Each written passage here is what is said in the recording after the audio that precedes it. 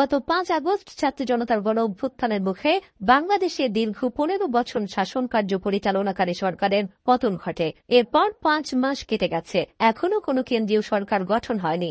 দেশে স্থিতিশীল পরিস্থিতি বজায় রাখার খাতিরে অস্থায়ীভাবে গঠন করা হয়েছে অন্তর্বর্তীকালীন সরকার। এই সরকারের প্রধান উপদেষ্টা ড. মোহাম্মদ ইউনূস বারংবার বলেছেন তিনি চেষ্টা করবেন দ্রুত সময়ে দেশে নির্বাচন দেওয়ার ব্যবস্থা করতে। এমনকি গুঞ্জন উঠেছে 2025 সালের মধ্যে দেশে নির্বাচন অনুষ্ঠিত হতে পারে। এবার জানা গেল বাংলাদেশের নির্বাচন নিয়ে যুক্তরাষ্ট্রের সঙ্গে বৈঠক সেরেছে ভারত।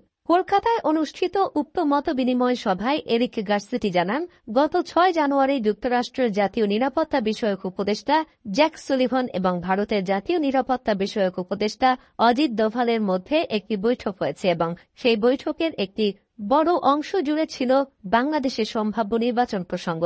এরিক বলেন, আমি নিজে সেই বৈঠকে উপস্থিত ছিলাম, আলোচনায়ও অংশ নিয়েছি। বাংলাদেশ ইস্যুতে আমাদের আলোচনার মূল বিষয় ছিল নির্বাচন, কিভাবে দ্রুততম সময়ের মধ্যে বাংলাদেশে একটি গ্রহণযোগ্য নির্বাচন হতে পারে এবং এক্ষেত্রে যুক্তরাষ্ট্র এবং ভারত কিভাবে বাংলাদেশকে সহযোগিতা করতে পারে এ নিয়েই মূলত আলোচনা হয়েছে। এছাড়া আলোচ্য সূচিতে বাংলাদেশের সংখ্যালঘুদের নিরাপত্তার ইস্যুটিও ছিল উল্লেখ করে রাষ্ট্রদূত বলেন, বিদায়ী প্রেসিডেন্ট জো বাইডেন এবং আসন্ন প্রেসিডেন্ট ডোনাল্ড ট্রাম্প উভয়ই বাংলাদেশের সংখ্যালঘুদের অধিকার ও নিরাপত্তার ব্যাপারে গুরুত্ব আরোপ করেছেন। আসলে আমরা সবাই বাংলাদেশকে একটি স্থিতিশীল, উন্নয়নমুখী এবং সহনশীল দেশ হিসেবে দেখতে চাই।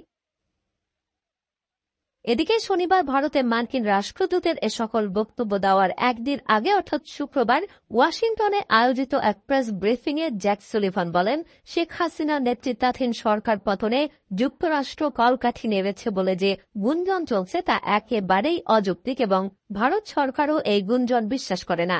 উল্লেখ্য যে বিভিন্ন সভা সমাবেশে বাংলাদেশের জুলাই বিপ্লবের পিছনে মার্কিন ভূমিকা নিয়ে প্রশ্ন তুলেছেন ভারতীয় অনেক রাজনীতিবিদ।